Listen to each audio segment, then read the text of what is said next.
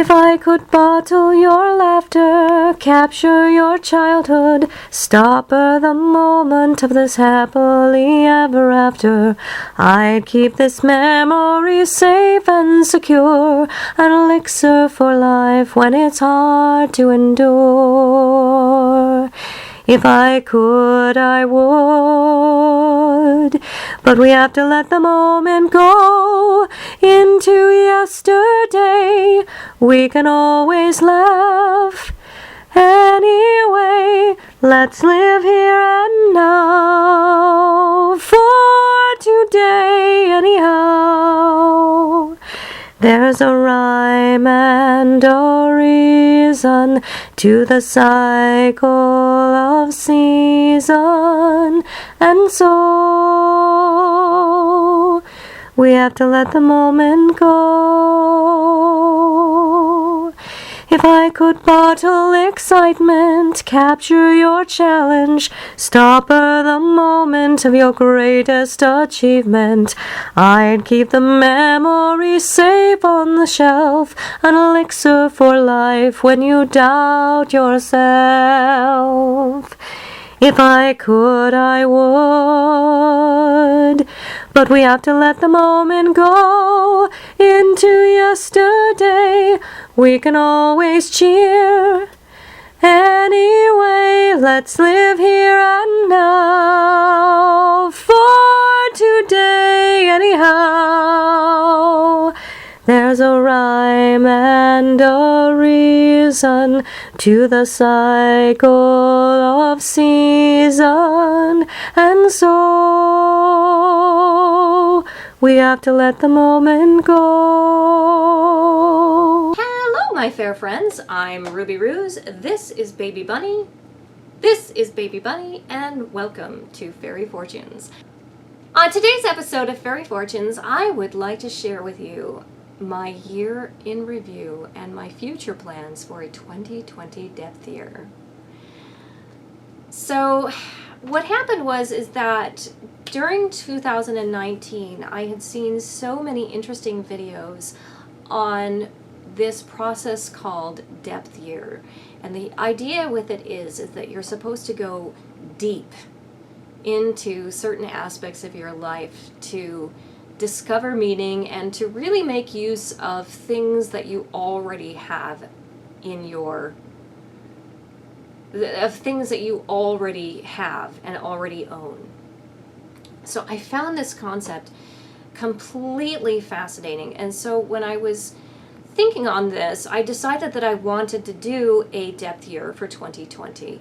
But if you do not know already, if you are subscribed to the channel, you may in fact already know that the Fairy Fortune divination system is based on the ancient Renaissance practice of geomancy. And if you are new to the channel, welcome, and I do hope you will consider subscribing for more videos like this. So when I was considering the depth year, I was very interested. I recognized that the geomantic system works with 12 houses, which are also found in astrology. And so I thought it would be a very interesting depth year experience to correlate each of the 12 months of the year with one of the 12 houses of geomancy. And so, of course, the first house, if you are familiar with geomancy or with astrology, the first house is the house of the self. And so when I was considering that, I was like, how do you go deep with yourself? And what was interesting with that is the God Odin had something to say. He said, in order to know who you are, you must know where you have been.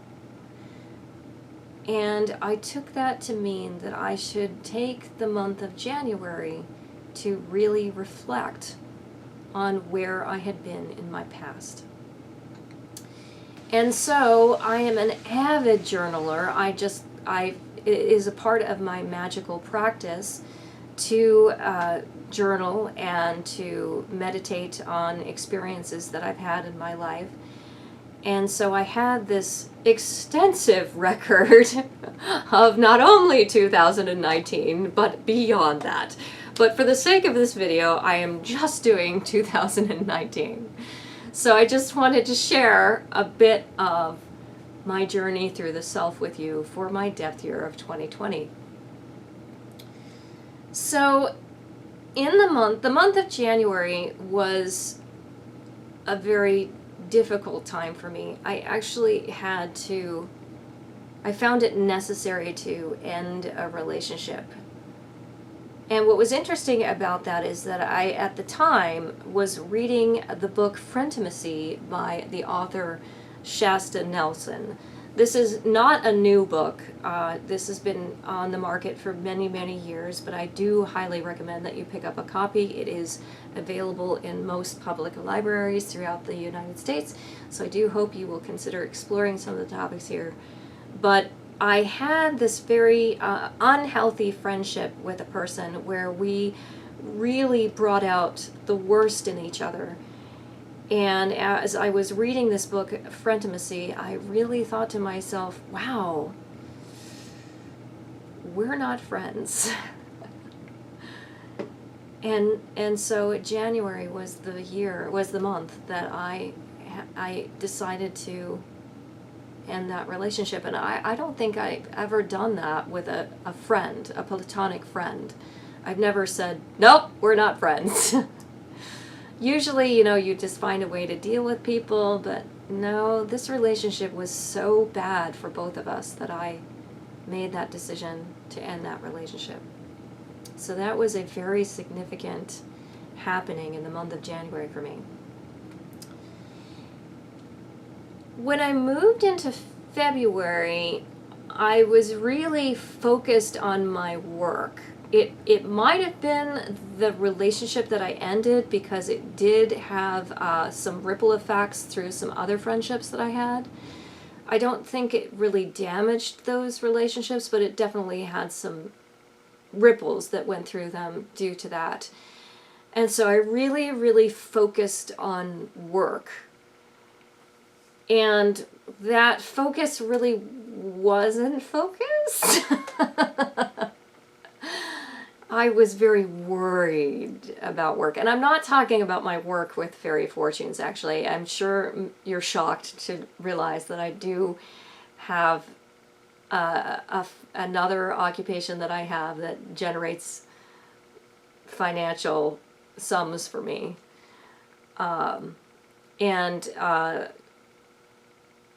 I really just threw myself into that job at the time, and I was very, very worried about it. There were so many expectations placed upon me in the month of February, and it was very, very stressful, actually. The other thing is that one of the things is that my work environment was really, really cluttered. I am not a clutter bug. I don't like to keep a lot of junk, so that was another reason why this depth year really appealed to me, because it's all about making use of the things that you already have in your life right now in the present, and seeing if those things have the same meaning to you. So that really appeals to me. So in my work environment, not always was it really cluttered with stress, it was also cluttered with all of this physical dust and junk, and it was a lot.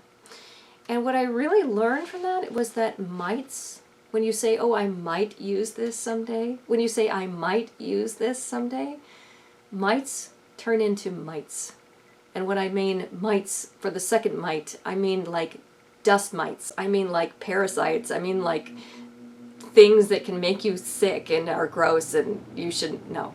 Mites turn into mites. So be wary of clutter. Be wary of worries, which are mental clutter. And be wary of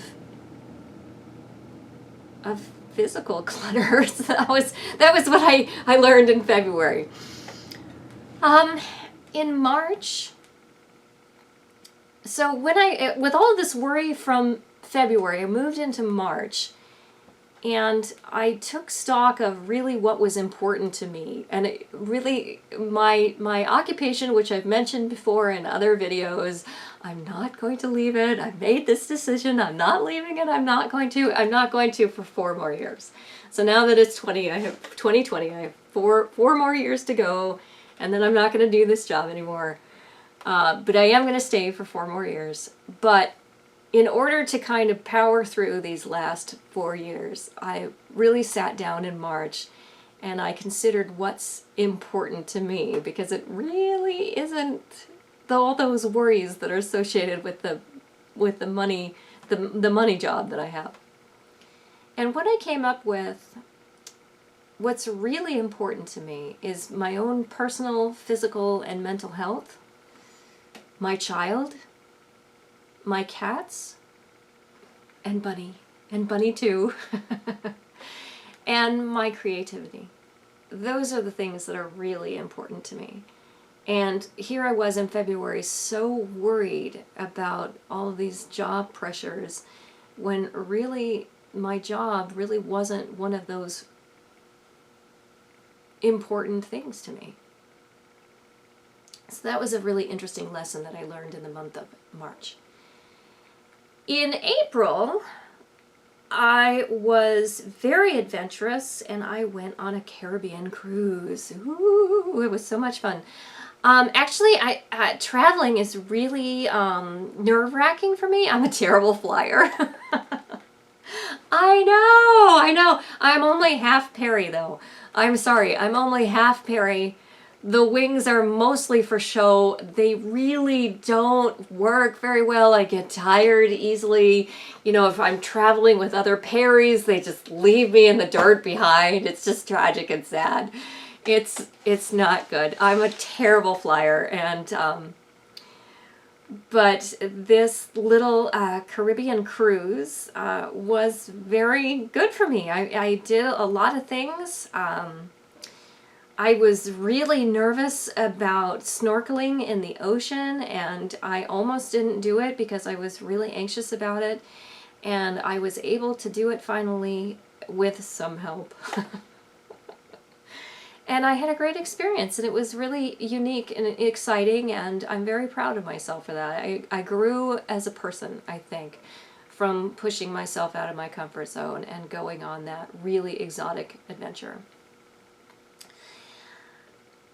When I came back in May, then I did a little bit more self-reflection on that. And the truth of the matter is that, like I said, I had all of this, the pressure at work was still really ongoing, even into the month of May. And so, and then I ascertained that one of the most important things that I really had to look after was my physical and mental health. And in the month of May, I really came to learn that I was not sleeping well. I would wake up every morning with really excruciating back pain. Now, I am 348 years old. I'm going to be 349 this summer in July, if you're curious to know. That's why my name is Ruby, because Ruby is the birthstone of July. My mom was so clever in that. But even at 349 years of age, I really, I'm very physically active.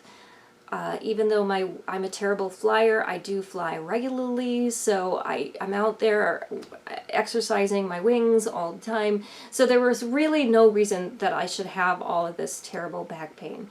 I was really too young to be waking up hunched over every morning.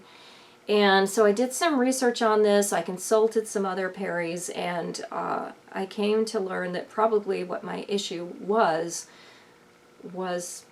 the bed that I was sleeping on. So in the month of May, I actually made a purchase, a very large purchase. I went out and I bought a mattress. And actually the mattress that I used, by the way, this video is not sponsored at all. I went out and bought a purple mattress, and I cannot stop talking about this mattress. It is the most awesome thing ever on the planet, to be sure. If you look in the description box, Purple Mattress routinely has a discount for recommendations. So there is a recommendation link down below. If you use the link and do buy a Purple Mattress, then the Purple Mattress Company will issue you a $75 Amazon card, and they will also issue me one, just so that you are aware that that is their policy. So if you would like to use the link, you will get this $75 gift card, but just be advised that I also will get a $75 gift card.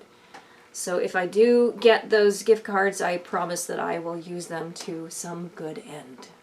If not, do a giveaway on this channel. So, but just be advised, it's there if you want to use it. Anyway, Purple Mattress, fantastic, highly recommend it. And my life immediately improved. I was really, like I said, I was worried a lot about work, but in addition to that, it just having that nightly routine, just being in constant pain and living with that pain, it's very remarkable because you do get used to living in suffering. It's amazing that living beings can do that. You just get used to feeling bad and you just ignore it. And what happened is almost immediately I didn't have this chronic pain anymore.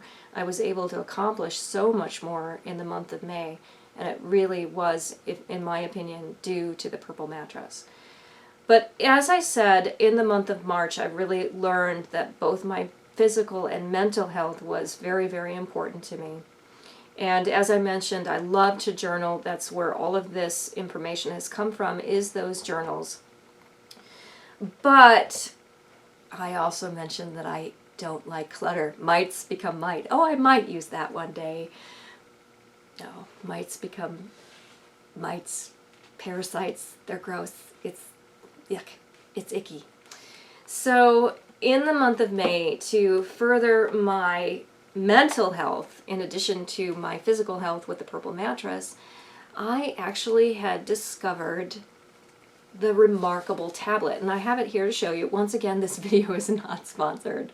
Although if Remarkable would like to give me a discount code to share with you, I will share with it. I will share a discount code, but they will have to offer me a discount code. I don't have one right now. So the Remarkable tablet, this is an amazing, amazing device. I'm going to turn it on and show you. I should have had it on before the video. So this is just a tablet. Now it does have Wi-Fi connected to it, but you cannot search the internet with this. You can load Kindle books and ebooks onto this, but you can't download them onto this. You actually have to manually transfer them to this device. This is an incredible device. It opens up a blank page. You can also use, it also gives you line sheets as well, and also gives you a grid format as well. But what is remarkable about the Remarkable tablet is that you write on it like paper. It's amazing. It's amazing. And I don't know if you can hear it from this video, but actually when you write on this tablet, it actually sounds like paper when you write on it. It feels like paper when you write on it. And then you can just move forward and write on another page when it's full. So I have had, as I said, I'm going to be 349 this summer. I have quite a few journals that I've compiled over the years. There's a lot. And I really wanted to reduce all of that clutter, because it is a little bit cluttered. So with this, I can store all of my journal thoughts, and it's also very, very easy to go back and search through what I've written. It also uploads to the Remarkable website, so you can download your information and then move it to a removable hard drive or a one of those thingies that you plug into those devices thing. They're like wands, but for computers. They're really cool. Anyway, so this is just such a great, great device if you are a journaler and you're concerned about the environment. This will reduce your carbon footprint. It will help save trees. It's just a wonderful, wonderful thing, and I can't say enough about this device. I think that if you are into journaling, that you should have a Remarkable tablet. And that was what happened in the month of May. Also, I should point, a lot happened in the month of May. I also did a brand new festival. It was their first ever festival. It was called the Indiana Enchanted Fairy Trail. The Central Indiana Enchanted Fairy Festival. And I was a vendor at that event the first time in Indiana. So that was also very exciting to be a part of that first year of that particular festival. Also, 2019 was the first year where I actually branched out and started doing more and more festivals. So I hope that in 2020, that practice will continue. So please do make sure that you visit www.fairyfortunes.com to see a list of my events for the year. You can also find me on Facebook, and I list all of my events for the year on that as well. So usually I have those posted at least a month in advance. So make sure that you catch me on those times. The Indiana Fairy Festival that I just mentioned happens in the month of May. So hopefully I will see you there. In June, the message that I really felt was the most important that I learned in June was that maybe we are already our best selves.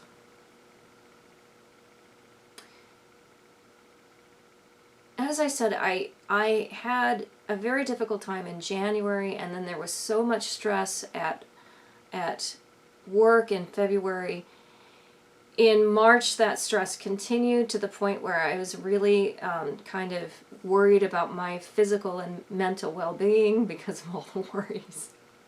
And then I went on this vacation, and I was stressed out because there was traveling and flying and snorkeling and all this other stuff, and I was anxious. And then in May, I had this brand new festival, so I had all this stuff going on. And so it was many things were good. I feel very good about some of the things I accomplished in all those months, but it was very stressful. And so the message that I had in the month of May was, I was like looking at all of this and really criticizing myself for being a terrible flyer, for being anxious on vacation, for getting stressed out about the fairy festival and work and all of these other things. And I was really down on myself. And when I was journaling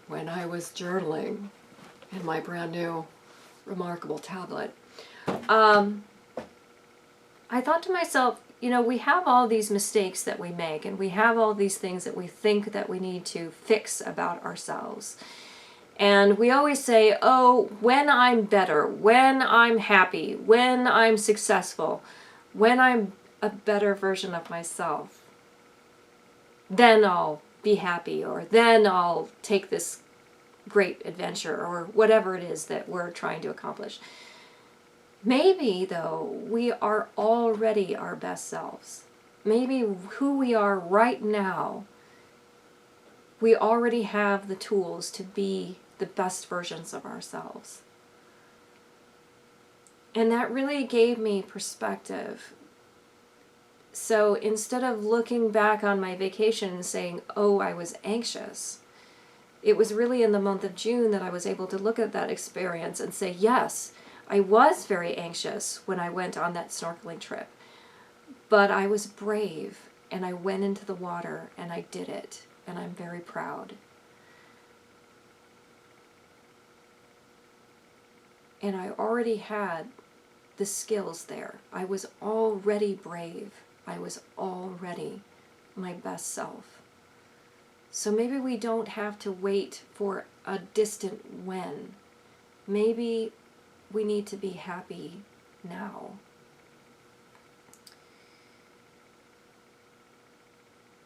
In July, I was reading the book American Gods by Neil Gaiman. And fiction is a very powerful creative source that can really inspire. I think it's very important to read not just non-fiction books, not just magical books and things like that. I really believe that we have to expand our concept of possibility by reading fiction. And Neil Gaiman is quite the master. If you're not familiar with the story of American Gods, this character just finds himself in the middle of this great war between the gods of ancient times and the new gods of the modern times. And he's just kind of this human that's just caught in the middle.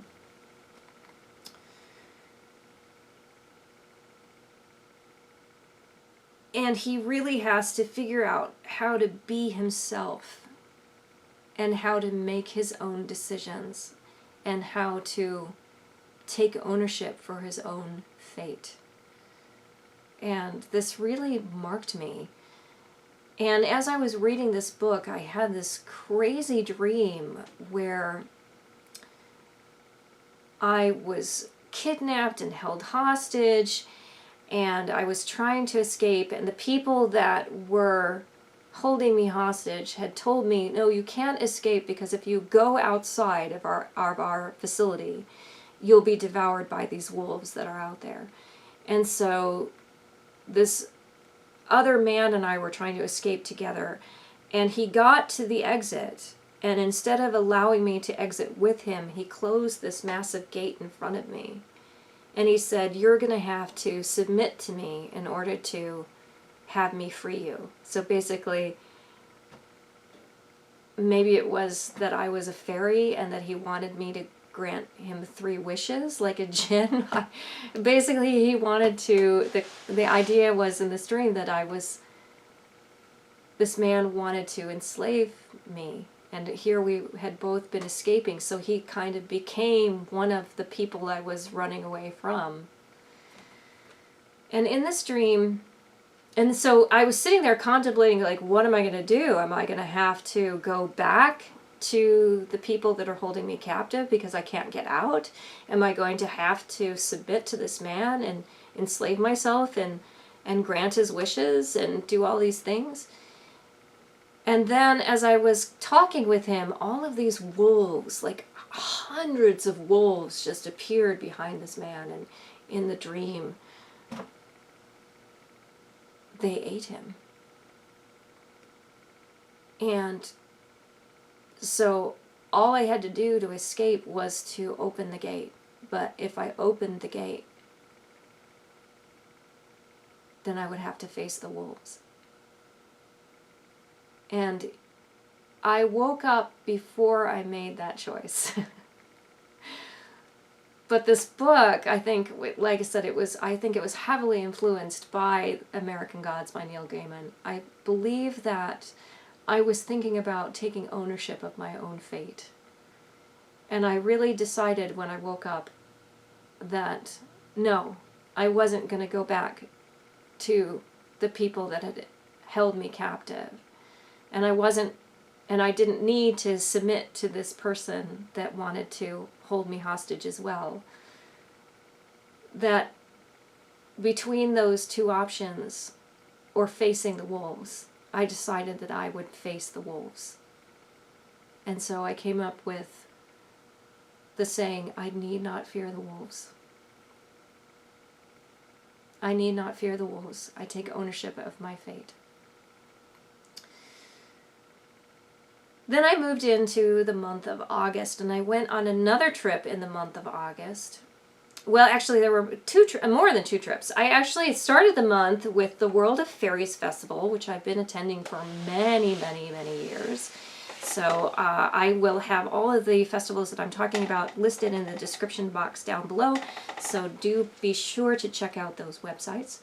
But when I was at the World of Fairies Festival in August, as I said, I was going through all of this stuff. I was dreaming about being eaten by wolves and all this crazy stuff. So I was here at this festival, and I actually, in the month of August, I had stopped making YouTube videos. Oh my God, I had stopped.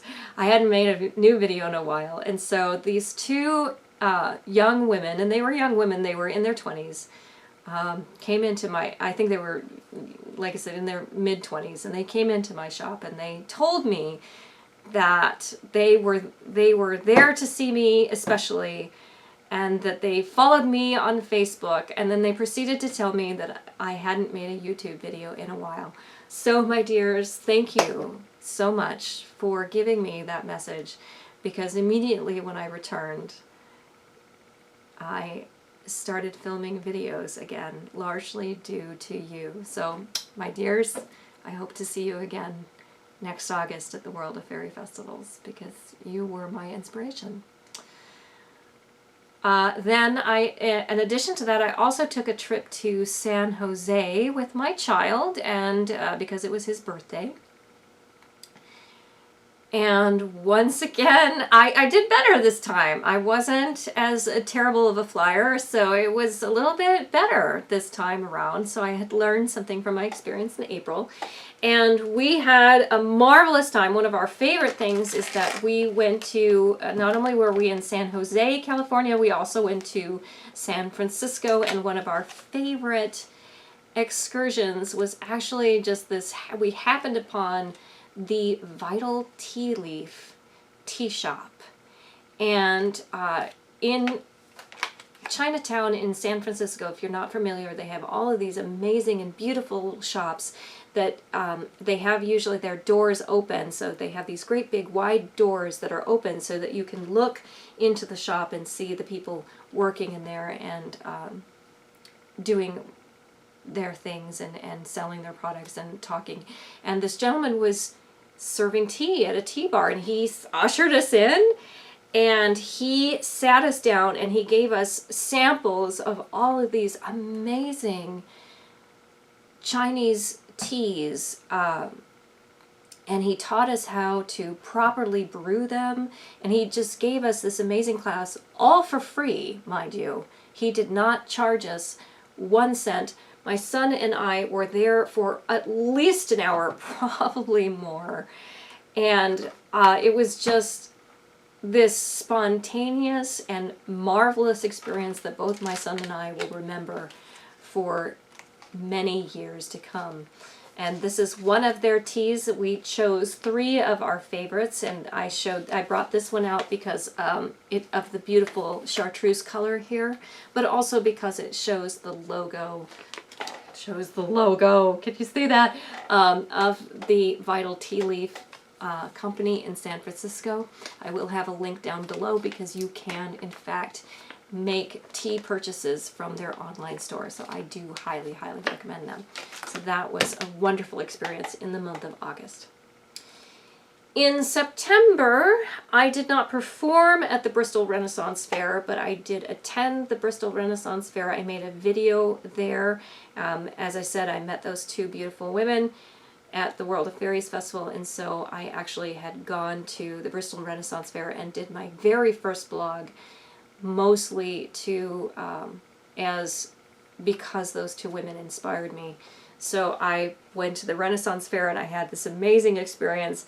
If you would like to see that video, I hopefully will remember to link it down below. So it was a great, great time. And in addition to that, the most significant thing that happened to me in the month of September was that when I was at my paycheck job, I was given this itty bitty kitty to care for. And I eventually wound up naming that little cat Castiel, and he has actually been featured on the channel once before, and he was no bigger than the size of my hand.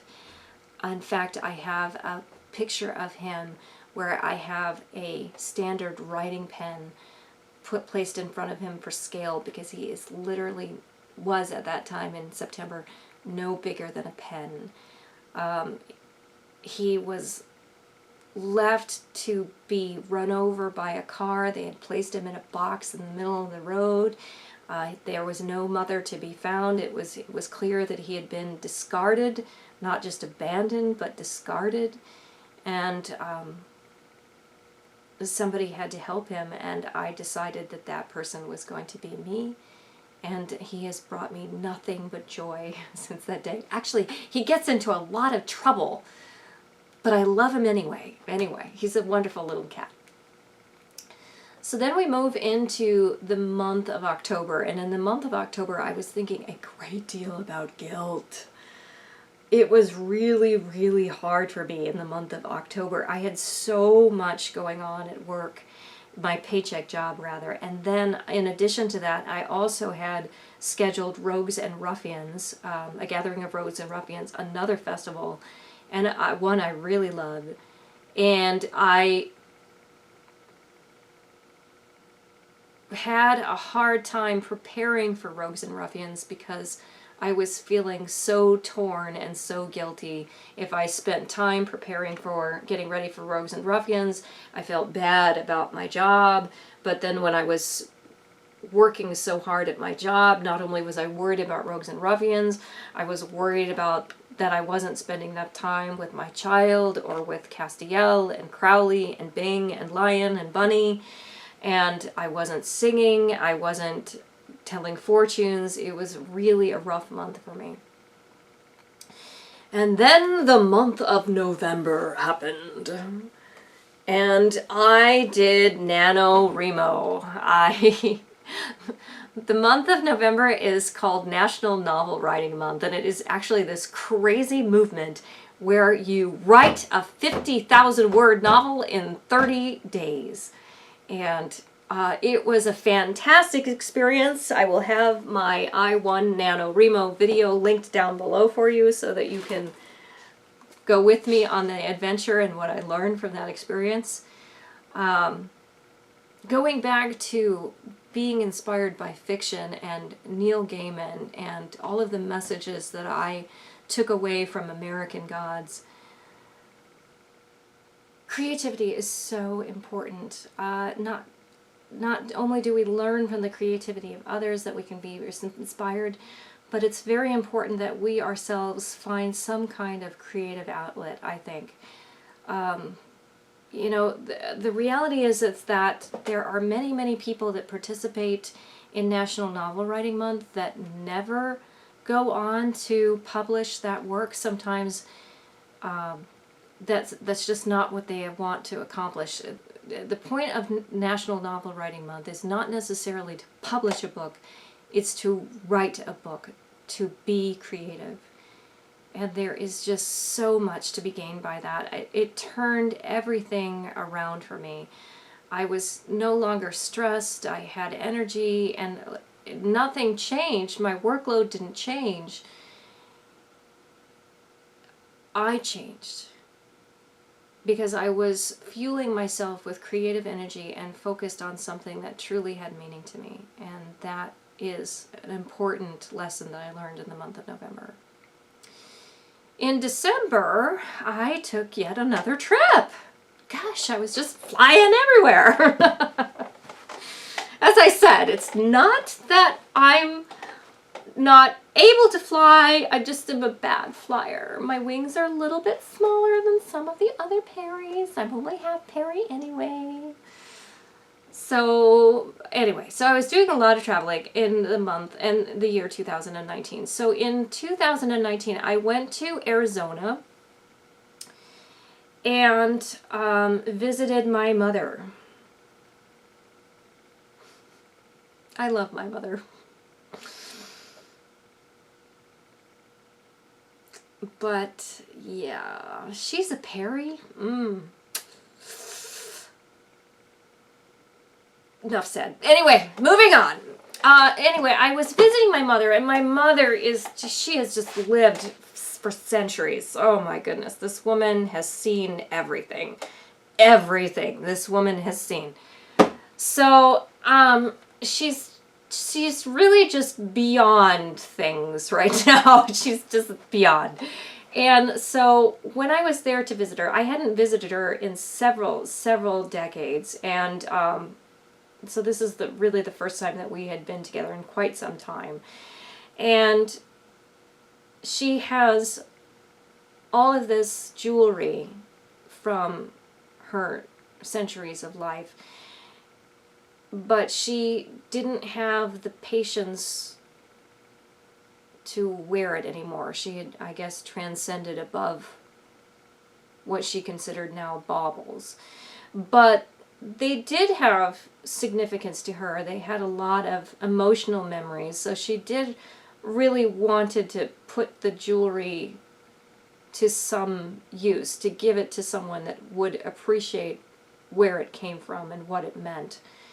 And so she brought me into her treasure chamber, and she let me take any jewel from her treasure that I wanted. And so I ended up taking quite a bit of it, actually. But when I did that, I really vowed to wear it. And that was another thing going into the depth year for me. Is because, as I said, the depth year is really about taking things that are already in your life and regarding them and working with them and making sure that they have meaning in your life. And so when I took all of my mother's jewelry, I was like, you know what? This needs to be worn. This should not sit in a dark treasure cave anymore. This needs to be out. It needs to sparkle in the sunshine. And it needs to be remembered and worn. And so when I took it, I decided to wear it. And that kind of also became a part of 2020 January, month of the self, depth year, in that I'm really trying to focus on myself. I'm working on trying to wear clothes that make me feel really good. I'm trying to add those jewelry pieces that my mother gave me so that they are out in the sunlight and they are being enjoyed and they are being worn, and focusing on myself and using those things like clothing and jewelry that go on myself. And so the whole process of chatting with my mom and listening to everything that she's been through, I just wanted to honor her by valuing those gifts that she had given me in her jewelry, and making and seeing, and the idea is that I need to make sure that these jewelry pieces have meaning to me. They do have meaning to my mother, but I really took only the ones that I thought were going to have meaning to me. And I did leave behind some things.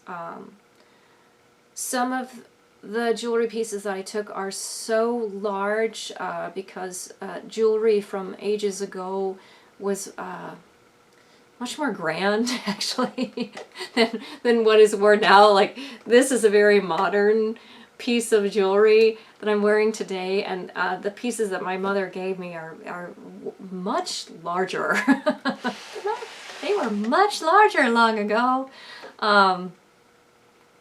So I really tried to take pieces that spoke to me and would have meaning to me. And like I said, I am going to make a point to make sure that these items see the light of day. And I will wear them when I'm flying and I will wear them if I can at work functions and things like this, because They need to be out there. They need to be seen. I need to find a place to bring these grand objects, and I should have worn one of them today for this video. So you may be seeing some of those pieces in the future, so do look out. If you see some very large pieces of jewelry that look like they're from another age, they are, and they belong to my mother. I do hope that you've enjoyed this video, and I hope that maybe I've given you some inspiration to look back on your 2019 and your past to know, in order to know who we are, we have to look at where we've been. So who are you? Where have you been? Please share that with me in the comments below. And with that, have a fairyful day.